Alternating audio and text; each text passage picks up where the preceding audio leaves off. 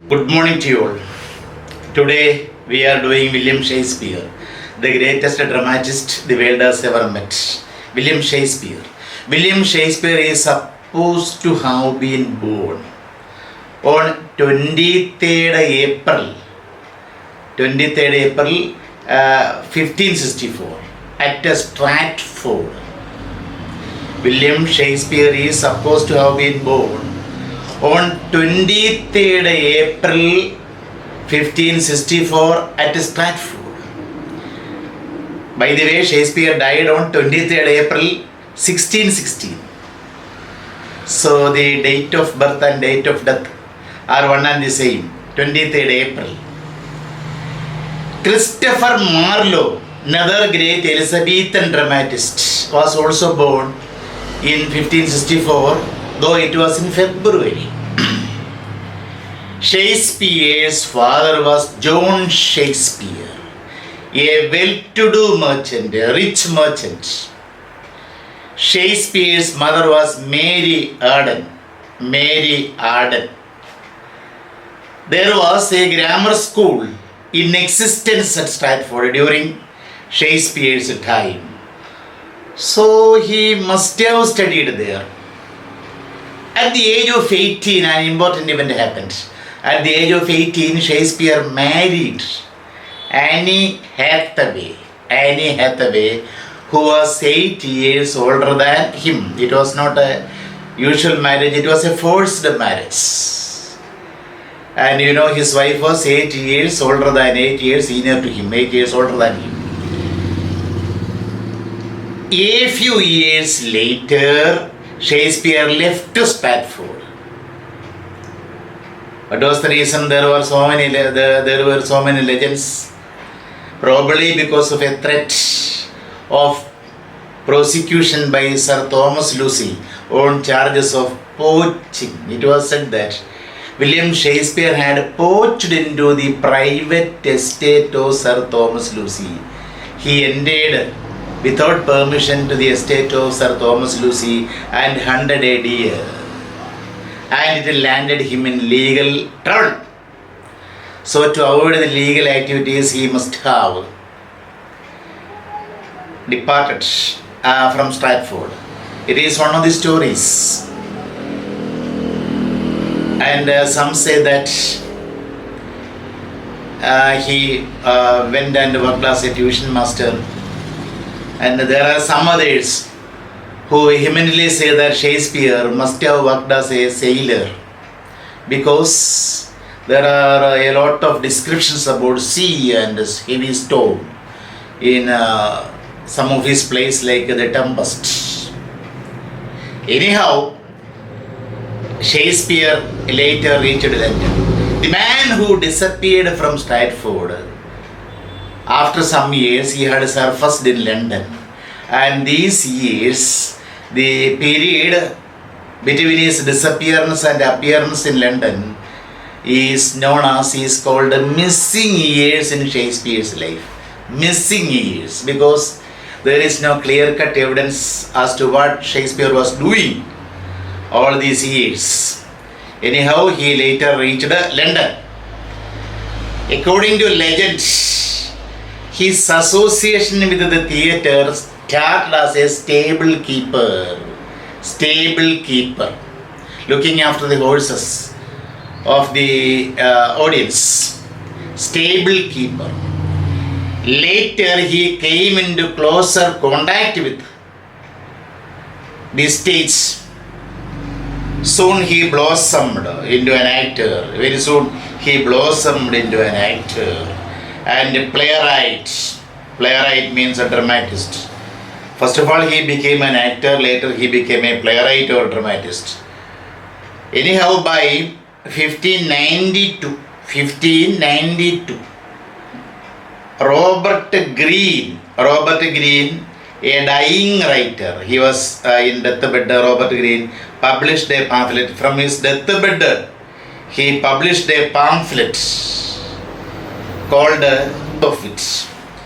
Groats worth of wit was the name of the pamphlet that Robert Greene published from his deathbed. In the pamphlet, Robert Greene attacked Shakespeare as an abstract crow.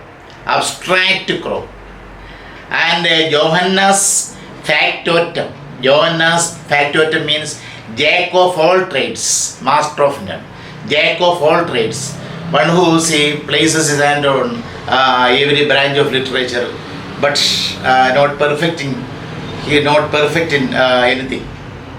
Jack of all trades, but master of none. The Latin word is Johannes Factotum. Johannes Factotum. So this was the comment made by Robert Greene, a fellow dramatist from his deathbed. Robert Greene also accused Shakespeare of posing as only shake scene in the country. The only shake scene in the country. Greene's attack is an important piece of evidence to show that by 1592, Shakespeare had captured great attention. So Robert Greene's attack through the pamphlet is an important piece of evidence which shows that by 1592, Shakespeare had captured great attention.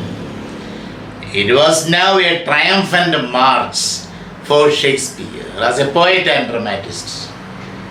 It was now a triumphant march for Shakespeare as a poet and dramatist. He wrote in all 37 plays, 17 comedies, 10 tragedies, and 10 histories, 10 history plays.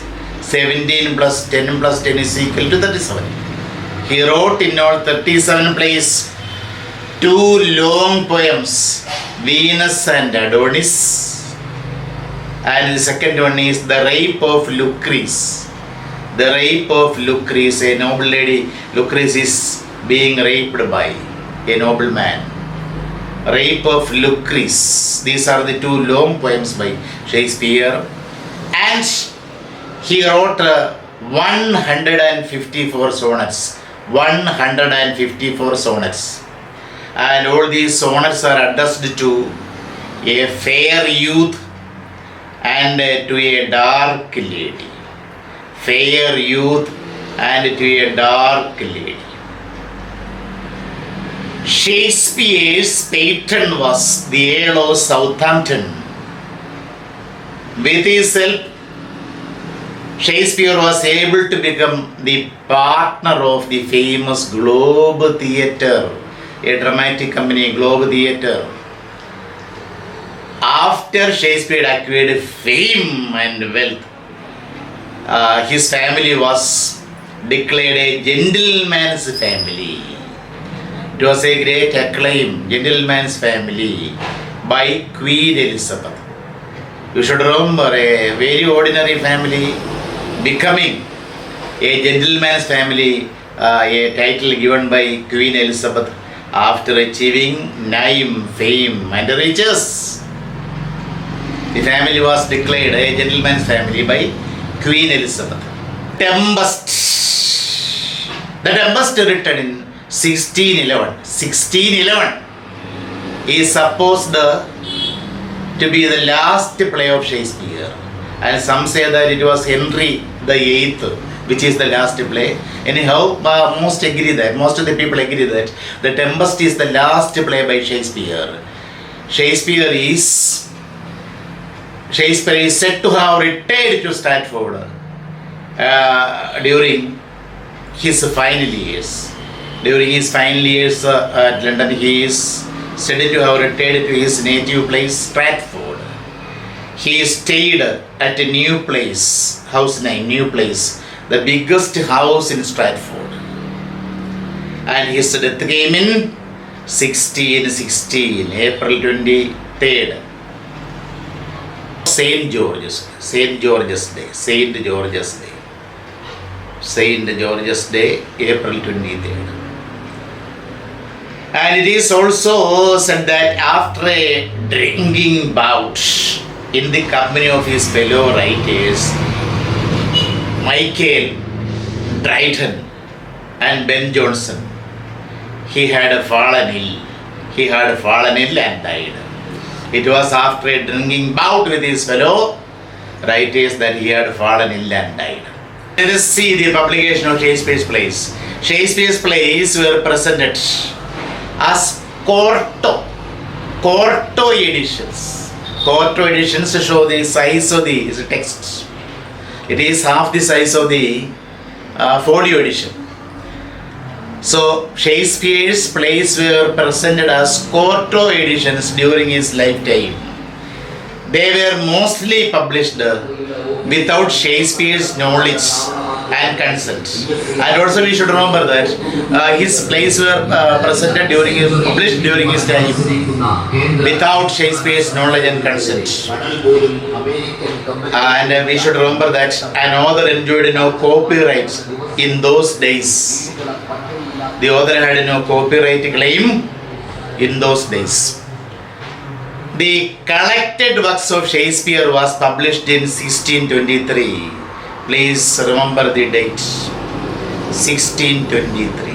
The collected works of Shakespeare was published in 1623 by two of his fellow actors, Hemming and Condell. Hemming and Condell were his fellow actors. They published the collected works of Shakespeare. This book is known as the first folio edition.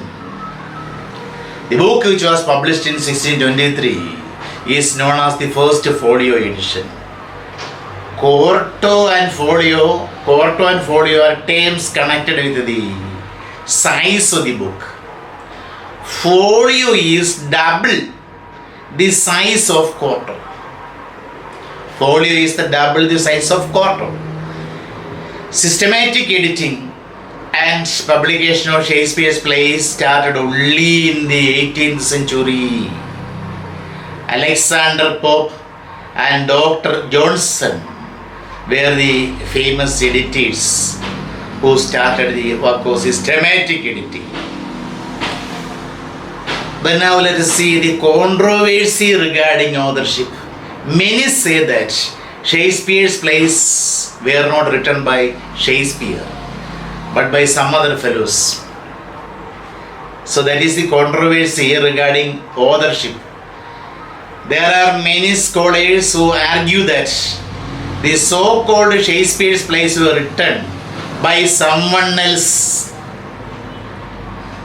They point out that Shakespeare was a man with little regular education. He had never been to a university. He had never studied at a university. Ben Jonson, his fellow writer, once remarked that Shakespeare knew little Latin and less Greek.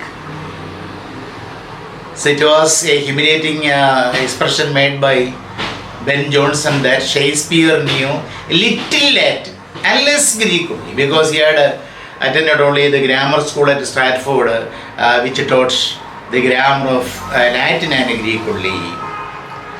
The mystery is that there is a mystery is that this man with a little education, Shakespeare, this man with a little education could write textbooks for universities all over the world, ranging from our Kolkata to California. So this is a mystery, this is a great wonder actually. The scholars, the situation has made, this situation has made some scholars attribute the authorship of these plays to others. The most important of these theories, the most important of the authorship theories is to Baconian theory. According to the Baconian theory, Francis Bacon was the author of Shakespeare's plays. They say that Francis Bacon was the author of Shakespeare's plays.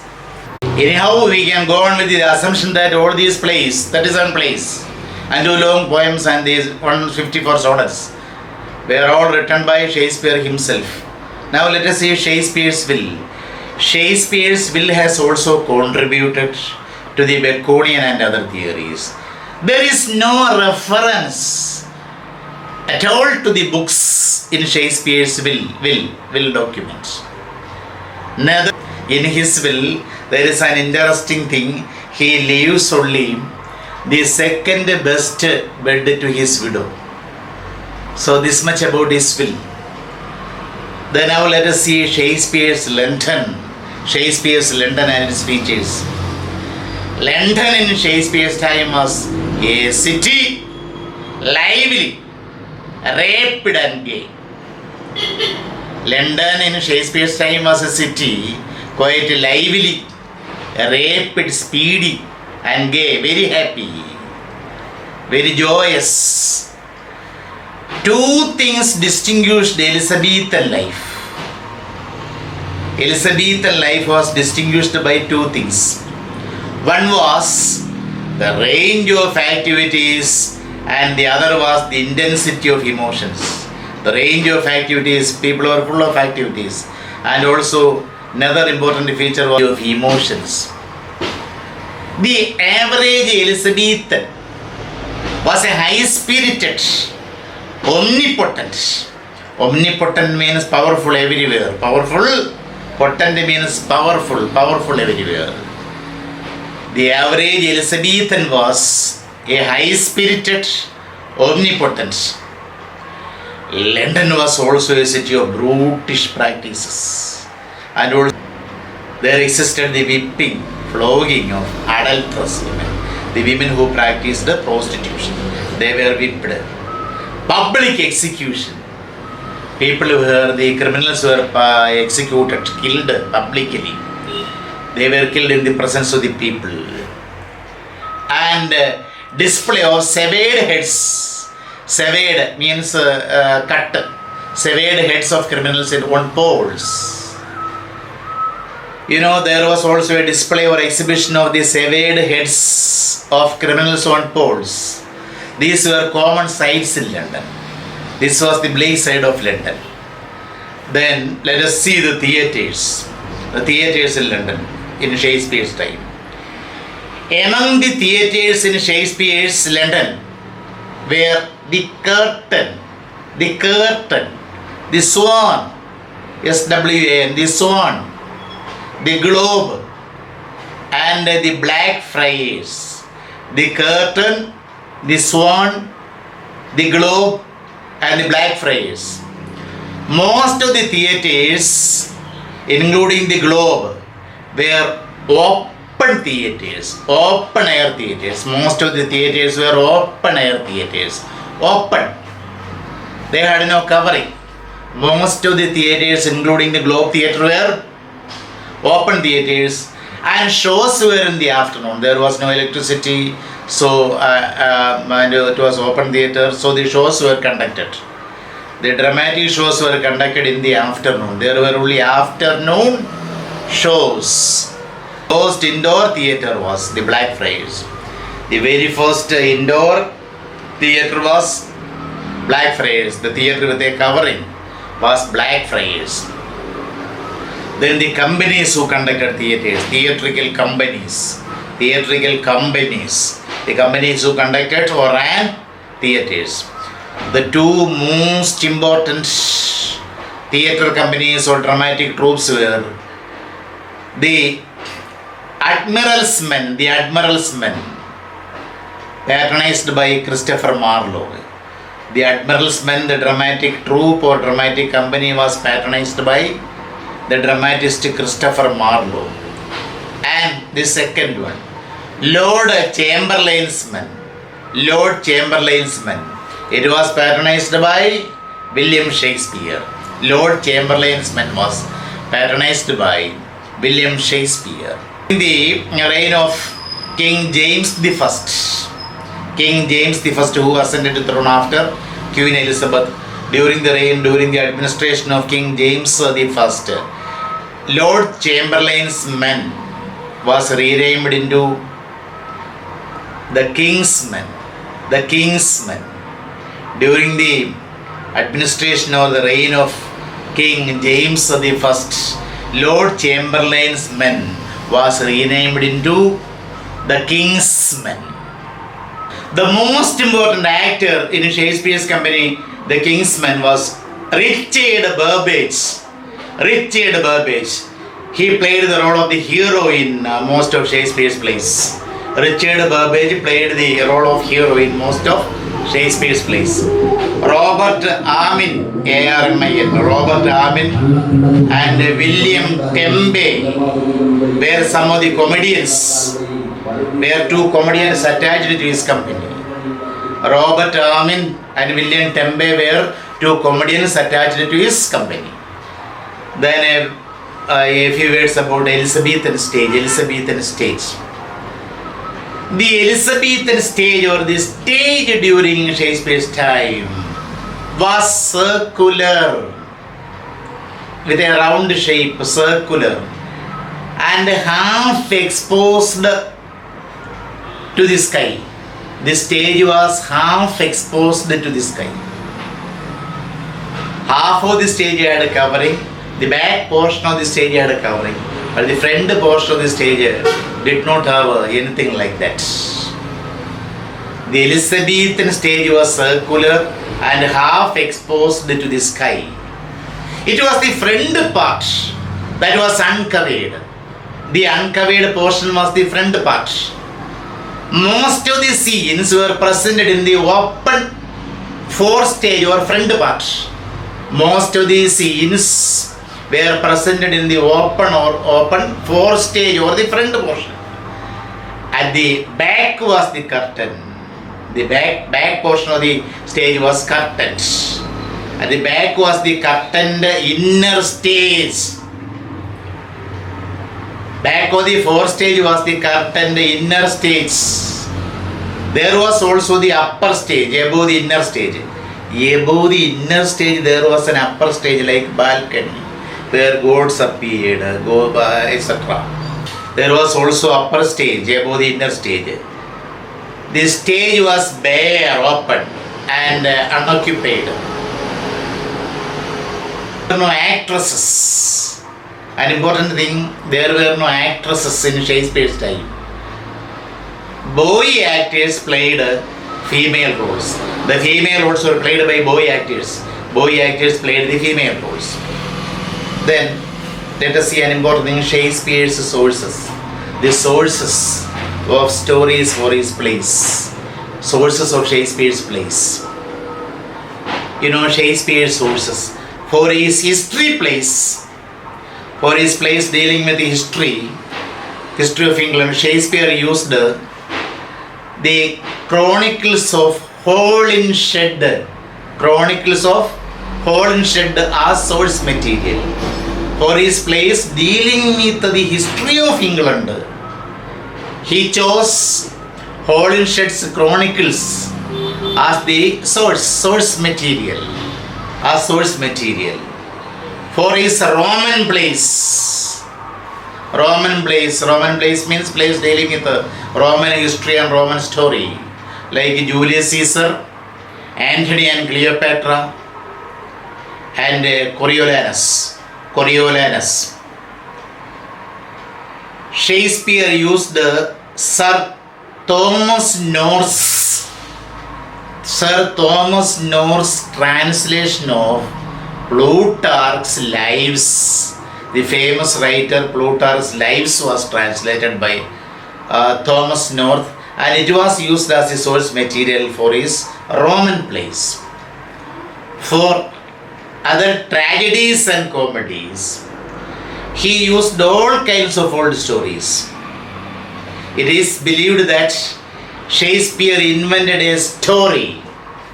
He himself invented a story for the play A Midsummer Night's Dream, an interesting, hilarious comedy. A Midsummer Night's Dream. For this play, he invented a story by himself. And all other plays had stories borrowed from others. Then, date of composition. How can we assume the date of composition of the play? Did he write the date of composition? No. There is no definite record of the composition of Shakespeare's plays. There is no definite record of the date when Shakespeare wrote the plays. There is no definite record of the date when Shakespeare wrote the plays. We fix the date of composition of each play by three types of evidences, by depending on three types of evidence.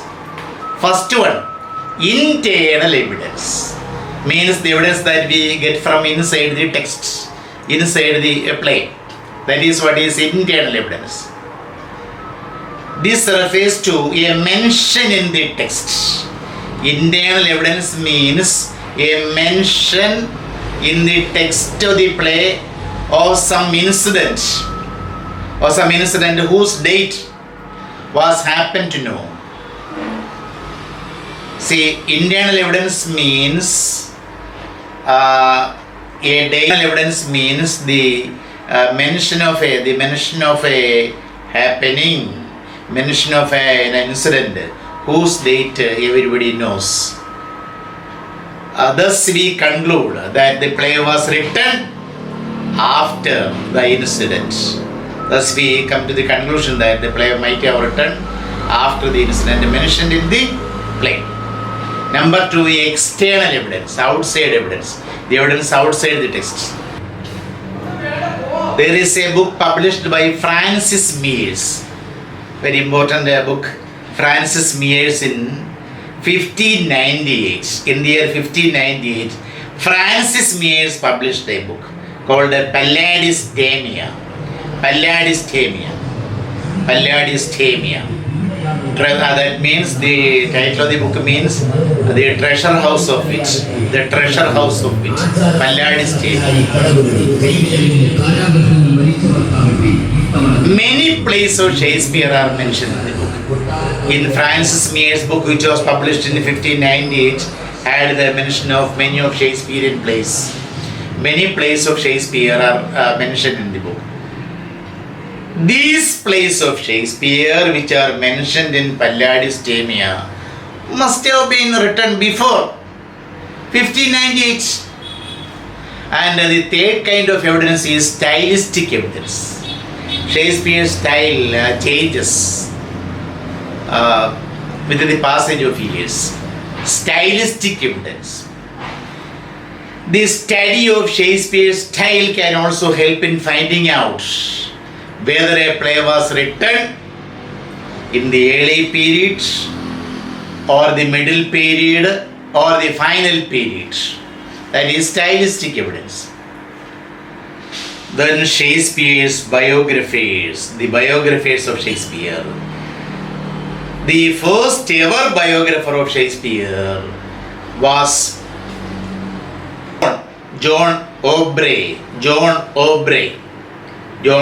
His period was between 1606 and 1697. John Aubrey. The first ever biographer of William Shakespeare was John Aubrey. In his book, Brief Life, a book written by John Aubrey, Brief Life, Aubrey gives a biographical sketch of Shakespeare. Later on, larger biographies of Shakespeare were written based on the legends and speculations. Based on legends and speculations, larger biographies were written on later times. Two of the greatest biographies, Shakespeare's tragedies, can be divided into early tragedies. Early tragedies are Julius Caesar, Romeo and Juliet, etc. And mature tragedies. Mature tragedies include Hamlet. Shakespeare's comedies can be divided into romantic comedies. The plays like The Merchant of Venice, As You Like It. As You Like It is something you have to study. The 12th Night belong to this category. Romantic comedies. Midsummer Night's Dream, etc. The Merchant of Venice, As You Like It, 12th Night, Midsummer Night's Dream belong to the category of romantic comedies. And dark comedies. There are also dark comedies which include Measure for Measure, Troilus and Cressida, and All is Well that ends well. Measure for Measure, Troilus and Cressida, and All is Well that ends well. And pastoral romances. He also wrote pastoral romances. The last place, like Cymbeline, The Winter's Tale, and The Tempest. These are called pastoral romances. Cymbeline, The Winter's Tale, The Tempest. And also, by the way, the dark comedies of Shakespeare are also known as problem plays because each of them deals with a moral problem. The dark comedies of Shakespeare are also known as problem plays because each of such plays deals with a moral problem. So this much about William Shakespeare.